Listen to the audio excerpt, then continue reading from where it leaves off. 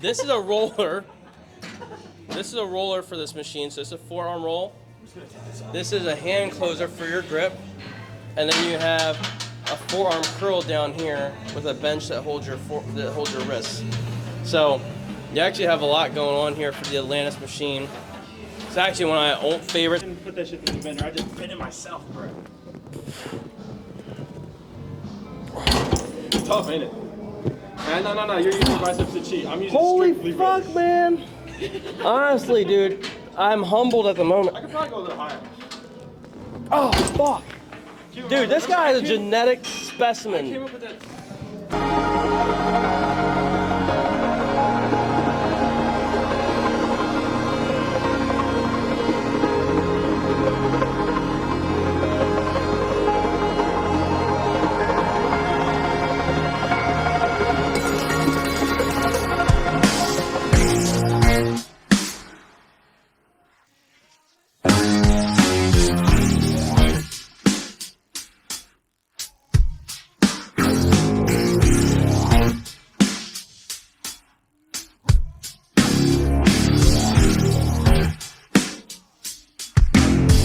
So I'm hitting a controversial movement that a lot of people with small triceps are mad about. And what that is, it's tricep kickbacks, baby. All right?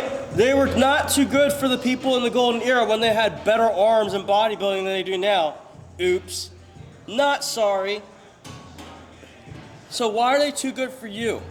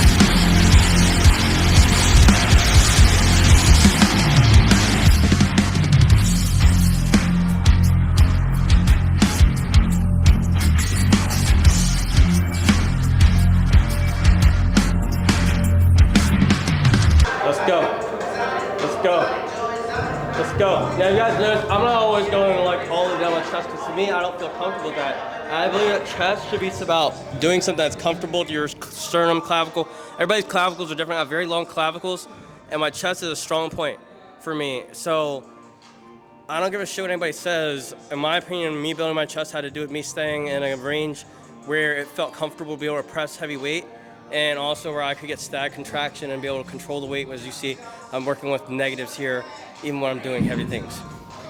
That's what makes muscle eccentric.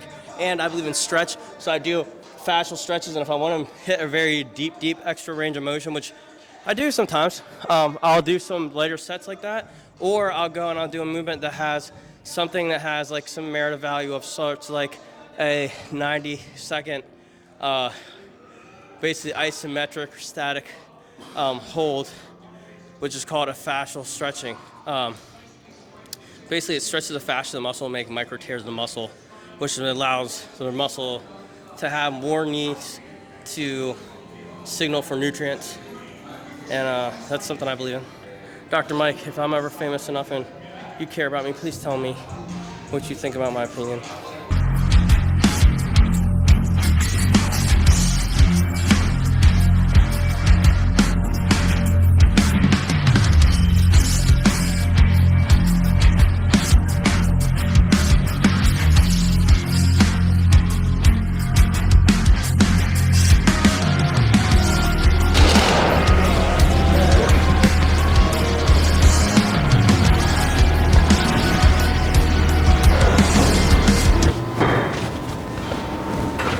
I got titties.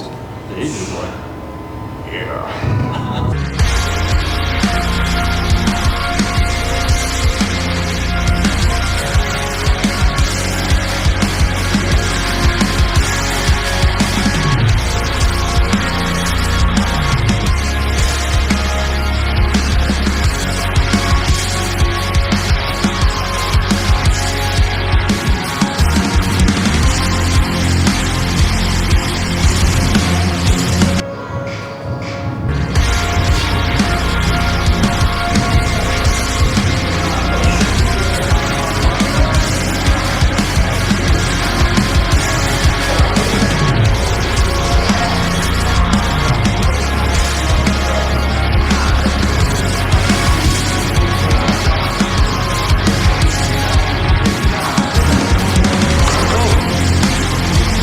Here right now we have a beginner physique.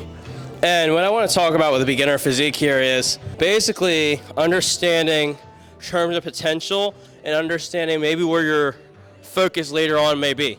A few things I want to indicate about upper body genetics is, first of all, clavicle width right here. So the clavicle from here to here is actually part of an indicator for how easy it's going to be to build width for your V taper. Waist width, okay, how wide your waist is going to probably determine later on as you develop muscle on your physique how your physique is going to be structured and where your weak points may come or may not come.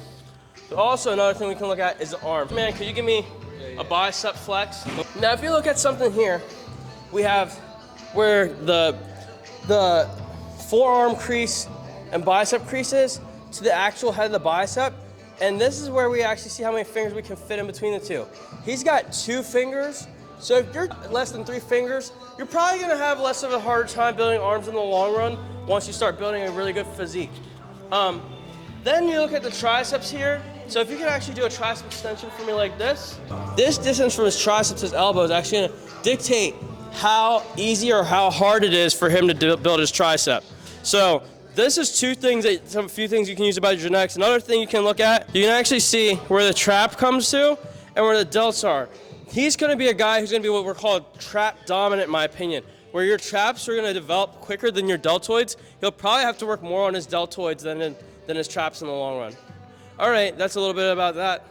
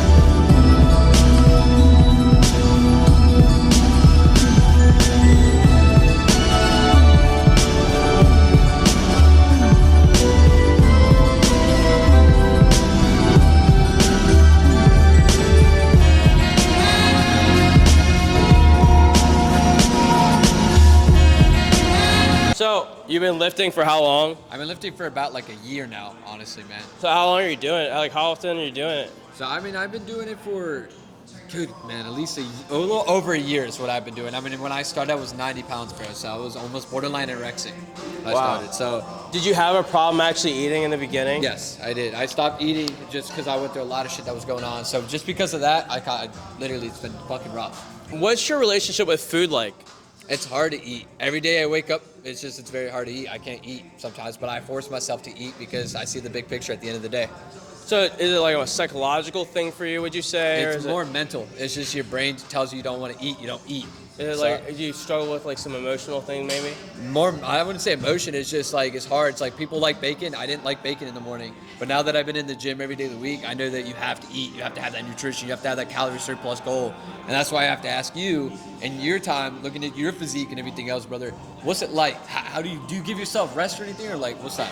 I would say that I rest with my own adequate properties, right? Like, I don't schedule rest days, I just do. And I think for a lot of guys, what they do need is some structure, but I think I've gotten to a point where I understand the structure so much that it doesn't apply to me as much anymore to always stick by like saying, okay, I'm taking a rest day on Monday. And it doesn't mean every week do I take a rest day, but it means that I definitely use them and listen to my body. Do you ever just like feel those days that I'm just not wanting to fucking take a rest, I gotta hit the gym? Well, I would say that that's more of a stress trauma. You know, life has stress all the time. I think if I'm stressed, I'm more likely to come to the gym like late or like long hours. There's other situations that obviously will bring you in the gym in those kind of situations. It doesn't mean every time it's because of that. Like today's not because of that or anything, but you know, being in the gym, you know, is a stress therapy. So if that helps you to eat, that's a thing. And also you have to look at hormones, right? Your leptin and ghrelin are important. Your sleep is important.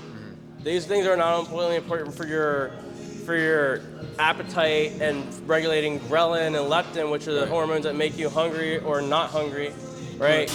These are not just those things. These are also other processes that are going on every day in your life that affect your mental health. So you think it's probably very beneficial to be sleeping 8 hours a day every day at most? I'd say at least 6 to 8. Know what you need, okay? Like again, listen to your body. If you slept 6 hours and you feel like shit in the morning, you probably need like 2 more hours. But if you overwork yourself, hypothetically, let's say you just go to the gym every day of the week, you think that's going to be bad? You think one could get jacked off that or no? I mean, I think one thing that I think is important is I believe in raw stimulus magnitude for trainers, which means, well, trainees, anybody who's starting to train when you're young, like in the beginning of your lifting career, you should probably be doing things that challenge your nervous system more. Because of the fact that your musculoskeletal nervous system has to be able to develop certain memories to be able to move certain types of weight. Whereas later on, I believe you can start to divot into things that are going to be able to give you more of maybe like a just very direct approach, such as HIT, doing the one set thing. Okay, like, well, I don't think Chris Bumstead always trained like that. He was doing very heavy deadlifts and things like that. And then later on in his career, he's doing like 2 sets to failure, and that's like what he's doing. And as well as many other athletes, right? If you look at his workouts, it's like, I did this exercise, I did 2 sets, 10 to 15, died out on it, went into the next thing, right? Maybe he did 4 exercises per body part. Maybe he wanted more focus, maybe wanted less. But I think the thing that really comes down to is that he's already developed the raw stimulus magnitude and the nerves to be able to handle heavier weights. His muscles have developed more capacity and more memory than the next person. And people act like that's not important in bodybuilding when it's important and applies to every kind of athlete on the earth. Now, last 2 things I want to ask you real fast, and you can keep it rolling if you want to, but the last 2 things I do want to ask you. What is the importance of calisthenics, and last but not least, steak or chicken? Heard from personal trainings, and there are articles out there stating that steak actually does bad when you're trying to gain weight, and chicken's more of a better processing, like farmhouse or like organic chicken if you want to sit out there. So what's your thoughts on steak or chicken, or you don't think that's, and then the importance of calisthenics? So I think what I would say to your first question, which was the importance of calisthenics. So, I mean, obviously I'm called Dips Guy, and there's a reason I'm called that. It's not really because I'm just good at dips. I actually had to be frank, I had a clip with 120 pounds on it snip me in my manhood one day. Really? And Damn. I bled. Yeah? And I still put this belt back on and did more dips and finished my workout. So thus, I dubbed myself Dip Guy because I feel like if I got my stuff ripped, I deserve it, okay? And every now and then a clip just sits on my pants just to remind me of who I am. Yeah. I don't know why. It just always finds its way there. So yes, I do believe in calisthenics. I believe what the thing is like we squat forever, and everybody says we should squat. Well, squat is what? A weighted movement, really? It's really technically a calisthenics movement if you think about it. It's a movement where you're putting something on your body and you're moving your body up and down. If there's no weight there, you're doing a body weight squat. Right. So, and what do we learn how to do first? As little kids, we learn how to squat, you know? Little Korean kids in Korea and Asian stuff, they're shitting on the ground, dude. They're like, Steak and chicken. steak or chicken? Yes. Both. Grass-fed. You think about grass-fed chicken versus, would you say, steak?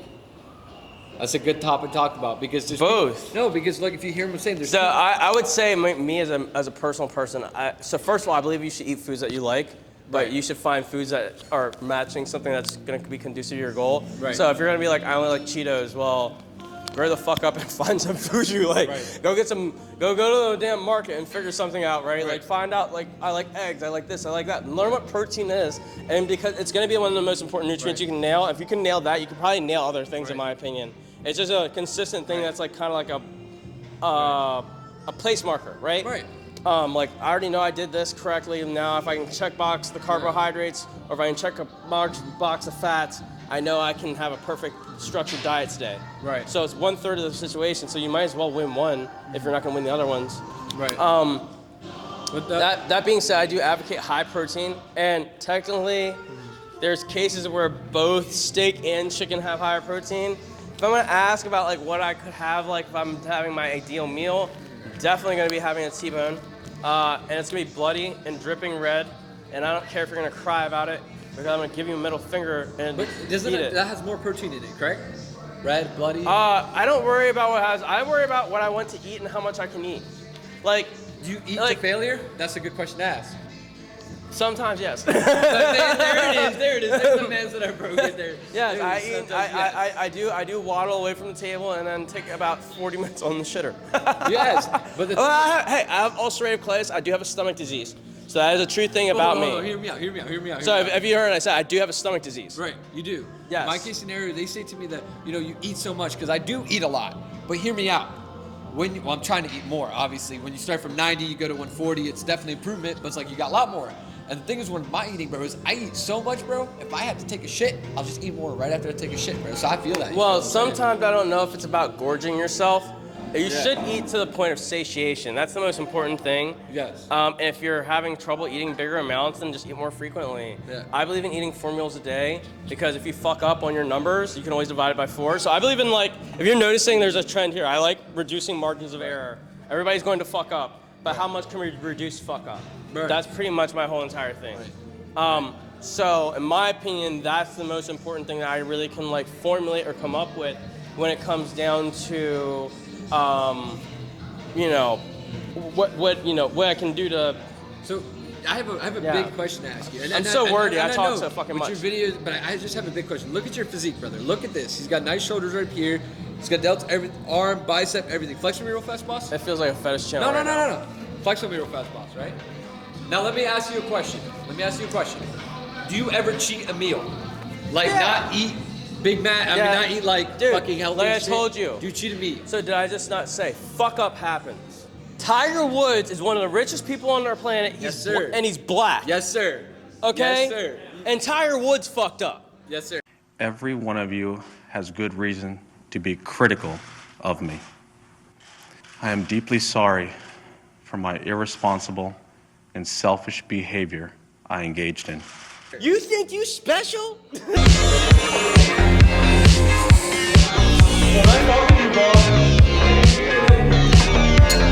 Where's he going?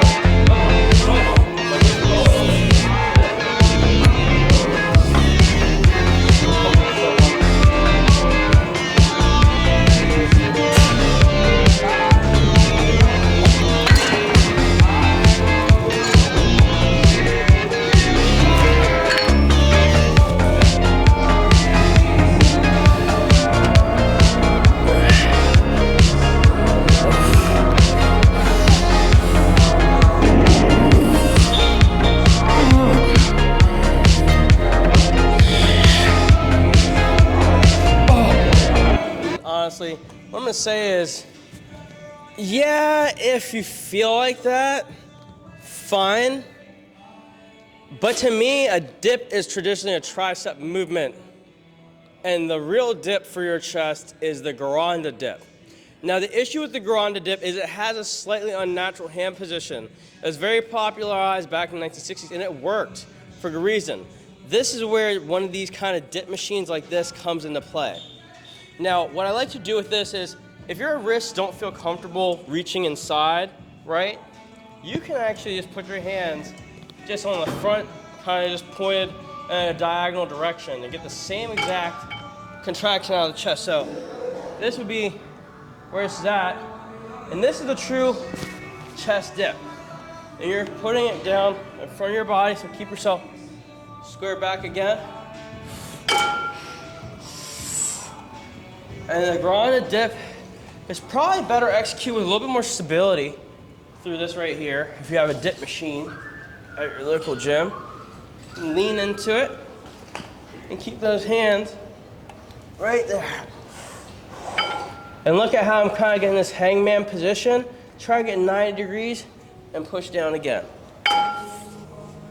Squeeze that chest. Go.